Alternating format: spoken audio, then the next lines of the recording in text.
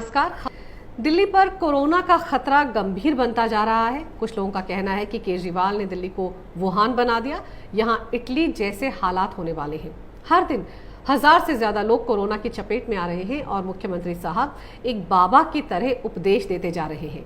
जब कोरोना शुरू हुआ तब तो केजरीवाल ने खूब वोट बैंक की राजनीति की, जमकर मॉडलिंग भी की। हर रोज अपने चेहरे को चमकाने वाले विज्ञापन बनाए, तमाम अखबारों में 4-4 पन्नों के फुल पेज एड छपवाए, तमाम चैनल्स पर अपनी झूठी बातों के लंबे लंबे विज्ञापन चलवा दिए, करोड़ों फूंक दिए इन विज्ञापनों पर। इसके पीछे कई वजह भी थी। एक तो मीडिया को पैसा देकर उसका मुंह बंद करवा दिया और दिल्ली की हकीकत दुनिया के सामने नहीं आई। दूसरा, प्रचार के जरिए केजरीवाल खुद को महान साबित करने में जुट गए। ये कहने लगे कि पिछले साल जिस तरह डेंगू को हराया था, इस साल कोरोना को हराएंगे। ये राग गा गा कर खुद भी मुगालता पाल लिया और दूसरों को भी लॉलीपॉप थमा दिया। हालात को समय रहते संभाला नहीं। अब जनाब केजरीवाल ने हाथ खड़े कर दिए हैं और अब अपनी जान बचाने के लिए गृह मंत्री अमित शाह की शरण में पहुंच गए, त्राहिमाम करते हुए। ये क्या हो रहा है दिल्ली में केजरीवाल साहब? राजधानी है ये देश की, कोई मजाक चल रहा है क्या? और अब जब हर तरफ से केजरीवाल फंसते नजर आ रहे हैं तो अमित शाह के सामने नतमस्तक होकर सरकार बचाने की चाल चल रहे हैं। सवाल तो ये है कि दिन रात अमित शाह पर कमेंट करने वाले केजरीवाल ने पैंतरा क्यों बदला?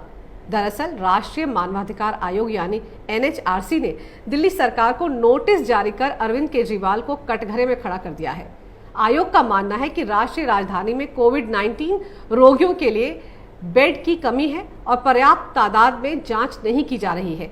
NHRC ने एक बयान में कहा है कि आयोग समझता है कि ये सरकारी एजेंसियों, अस्पतालों, डॉक्टरों के साथ साथ रोगियों और उनके परिवारों के लिए एक अप्रत्याशित स्थिति है, लेकिन राज्य हर संभव प्रयास किए बिना अपने नागरिकों को मरने के लिए नहीं छोड़ सकता।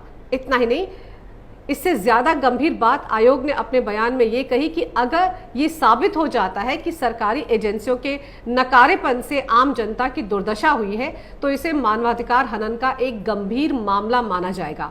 मतलब ये कि मौत के लिए दिल्ली सरकार आधिकारिक तौर पर जिम्मेदार होगी। केजरीवाल का नाम उन नेताओं में जुड़ जाएगा जिसने अपनी जनता को मौत के मुंह में धकेल दिया। मानवाधिकार आयोग के बयान दिल्ली के गंभीर हालात को ही बयां कर रहे हैं, क्योंकि दिल्ली में रहने वाले सभी लोग ये जानते हैं कि कोरोना के खिलाफ दिल्ली सरकार कोई भी प्रभावी कदम नहीं उठा रही है। और तो और महामारी के दौरान जान गंवाने वाले लोगों के अंतिम संस्कार में भी काफी देरी हो रही है।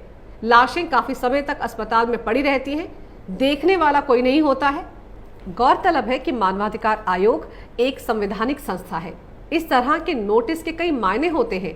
सबसे पहली बात यह कि दिल्ली सरकार संविधान के मुताबिक अपनी कर्तव्यों का वहन नहीं कर रही है। यही वजह है कि नोटिस आते ही केजरीवाल की सिट्टी पिट्टी गुम हो गई। आनंद फानन में प्रेस कॉन्फ्रेंस की और सरेंडर कर दिया। इतना ही नहीं, वो अमित शाह के सामने भी नतमस्तक हो गए। एक दिन पहले मनीष सिसोदिया केंद्र पर राजनीति करने का आरोप लगा रहा था, लेकिन इस नोटिस की वजह से केजरीवाल को 24 घंटे के अंदर नानी याद आ गई। उन्हें यू टर्न लेना पड़ा। वैसे भी इसमें वो एक्सपर्ट है। देखिए अमित शाह से मिलने के बाद उन्होंने कैसे केंद्र की चमचागिरी की और ट्विटर पर लिखा, met Shri Amit Shah honourable home minister discussed the situation on corona in Delhi in detail, he assured of all cooperation. एक ही लाइन में श्री भी और ऑनरेबल भी। कहने का मतलब यह है कि केजरीवाल राजनीति से बाज नहीं आने वाले। इन्हें दिल्ली की जनता से ज्यादा अपनी कुर्सी की फिक्र है। लोगों की जिंदगी फ्री नहीं है केजरीवाल जी। आपने फ्री बिजली और फ्री पानी देकर लोगों की जिंदगी खरीदी नहीं है। क्या इस दिन के लिए दिल्ली वालों ने आपको इतनी सारी सीटें देकर जितवाया था?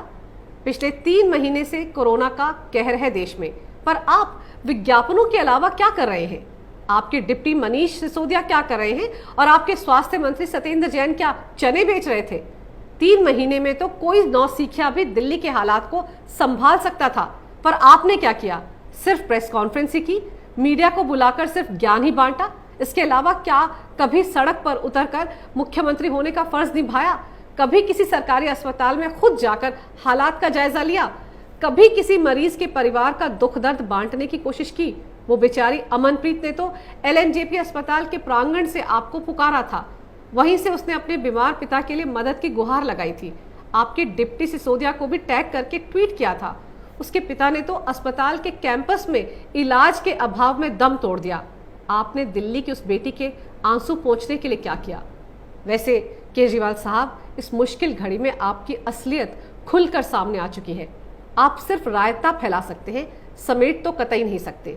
वैसे आप किस किस के आंसू पोंछेंगे? एक अमनप्रीत नहीं है यहाँ, कई कई अमनप्रीत हैं जिनके अपने इलाज के लिए तड़पते हुए इस दुनिया से हमेशा के लिए रुखसत हो गए। इस मुश्किल वक्त में भी आपके आत्ममुग्ध होने के अंदाज पर क्या कहूँ? वाहवाही दूं या फिर लानत भेजूं? बहुत बड़े ड्रामेबाज हैं आप जब किसी विवाद में फंसते हैं तो ऐड बनाकर लोगों को झांसा देने में जुट जाते हैं। झूठ बोलने की भी कोई हद होती है, पर आपकी सरकार ने सारी हदें लांघ दी हैं। कहाँ है वो 9,500 बेड? दिल्ली वाले इलाज के लिए तड़प रहे हैं, वेंटिलेटर नहीं है, अस्पतालों में मरीजों को डेड बॉडीज के बीच रहना पड़ रहा है, और तो और डेड बॉडीज को उठाने वाले लोग गायब हैं। यहाँ वहाँ अस्पताल में शव पड़े हुए हैं। इन अस्पतालों में ये स्टाफ आपने ही कॉन्ट्रैक्ट पर रखा था ना, तो ये सब लोग भाग लिए। अब कोरोना के समय में अगर ये सब पक्की नौकरी पर होते तो कम से कम अस्पतालों की ये भयानक तस्वीर देखने को नहीं मिलती। आपने तो कोरोना वॉरियर्स डॉक्टर्स की बिरादरी को भी नहीं छोड़ा। कैसे उन्हें मीडिया के सामने आपने धमकाया था? किस तरह की सड़क छाप भाषा में आपने उन्हें धमकी दी थी? वो डॉक्टर जो अपनी जान दांव पर लगाकर मरीजों की तीमारदारी में लगे हुए हैं, उन्हें किस चीज की धौंस आप दिखा रहे थे? उनका तो आपको एहसानमंद होना चाहिए। कम से कम वो आपके रवैये को देखकर अपनी ड्यूटी से भाग तो नहीं गए। उन्हें अपना फर्ज बखूबी याद है और याद भी रहेगा। डॉक्टर बनते वक्त उन्होंने जो शपथ ली थी उसे वो अंतिम सांस तक निभाएंगे, पर आपने मुख्यमंत्री बनते समय जो शपथ ली थी उसका क्या हुआ? वो तो आपने ताक पर रख दी है। आपके डिप्टी मनीष सिसोदिया फरमा रहे हैं कि जुलाई के आखिर तक दिल्ली में कोरोना पॉजिटिव की तादाद 5.5 लाख तक हो जाएगी। तो स्वास्थ्य मंत्री सत्येंद्र जैन बड़े गर्व के साथ आगाह करते हैं कि दिल्ली में कम्युनिटी स्तर पर संक्रमण शुरू हो चुका है, लेकिन इसकी आधिकारिक घोषणा केंद्र सरकार करेगी। ये कौन सी राजनीति है? दिल्ली कोरोना के ढेर पर बैठी है और आपके मंत्री हालात संभालने की बजाय टिप्पणियों पर टिप्पणियां कर रहे हैं। एक तो पूरी दिल्ली को वुहान बना डाला और ऊपर से ये ज्ञान देते नहीं थक रहे हैं। स्वास्थ्य सेवाओं के नाम पर बड़ी बड़ी बातें करते थे आप।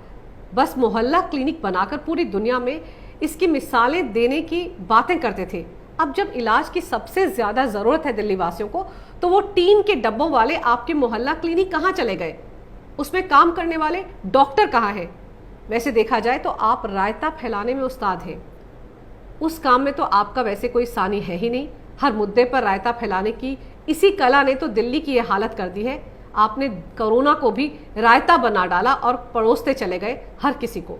लॉकडाउन का पालन तक तो ठीक से करवा नहीं पाए आप। बड़ा ताजुब होता है, एक तरफ तो दिल्ली वाले मर रहे थे और दूसरी तरफ केजरीवाल जी या तो विज्ञापनों की शूटिंग में लगे हुए थे या प्रेस कॉन्फ्रेंस पर प्रेस कॉन्फ्रेंस कर रहे थे। बताइए, प्रजा मर रही थी और राजा अपनी शक्ल चमकाने में लगा हुआ था। अब तो रायता इतना फैल चुका है कि आपके बस की बात ही नहीं रही है। तभी तो अब फैले हुए रायते को केंद्र के पाले में डालने के लिए आप गृह मंत्री अमित शाह की शरण में चले गए। गजब के नेता हैं आप केजरीवाल जी। सब कुछ लुटाकर अब होश में आए हैं आप, जब पूरी दिल्ली कोरोना की चपेट में आ गई है। होश में तो आप अब भी नहीं आने वाले थे, लेकिन राष्ट्रीय मानवाधिकार आयोग के नोटिस के बाद आपकी अक्ल शायद ठिकाने आ गई। तभी आप त्राहिमाम करते हुए गृह मंत्री के पास पहुंचे। इस नोटिस का जवाब आपको 10 दिन में देना है। आपने दिल्ली के लोगों को एक झांसा देने की कोशिश की कि दिल्ली सरकार तो सब कुछ कर रही है, पर बाहरी लोग दिल्ली वालों का हक छीन रहे हैं। केजरीवाल साहब, नाच ना जाने आंगन टेढ़ा, वो हाल आपका दिल्ली में अब हो चुका है। कौन दिल्ली वालों का हक छीन रहा है ये आप भी बखूबी जानते हैं, पर इस मुश्किल वक्त में ये दाव खेलने की क्या जरूरत थी? पलट दिया ना उपराज्यपाल ने आपके फैसले को, क्योंकि ये फैसला संविधान से हर नागरिक को मिले मौलिक अधिकारों का हनन था। ये कैसे भूल गए आप? आपकी बिरादरी तो हर वक्त संविधान को बचाने में ही लगी रहती है। फिर ये फैसला कैसे और क्यों लिया आपने? दरअसल आपने और आपके मंत्रियों ने कोरोना को वाकई डेंगू का मच्छर समझ लिया है। वैसे आपकी वो एड पता नहीं उसकी स्क्रिप्ट किस नौसिखिए ने लिखी थी, उसने आपको भी यकीन दिला दिया कि कोरोना डेंगू का मच्छर ही होता है। इसीलिए उस विज्ञापन के चक्कर में आपने दिल्ली वालों को कोरोना के हवाले कर दिया। वैसे शुरू से ही आपने कोरोना को एक मजाक की तरह ही लिया है, तभी तो इस मुद्दे पर भी राजनीति से आप बाज नहीं आए। जो कोरोना फैला रहे थे उनको बचाने का काम भी आपकी सरकार ने किया। जामिया के मरकज से निकले जमातियों ने दिल्ली में कोरोना फैलाया। ये हकीकत आप कभी भी कबूल नहीं कर पाए। और देखिए आज दिल्ली का हाल, कोरोना के मरीजों की तादाद बढ़ती जा रही है और मरने वालों का आंकड़ा भी हर रोज बढ़ रहा है।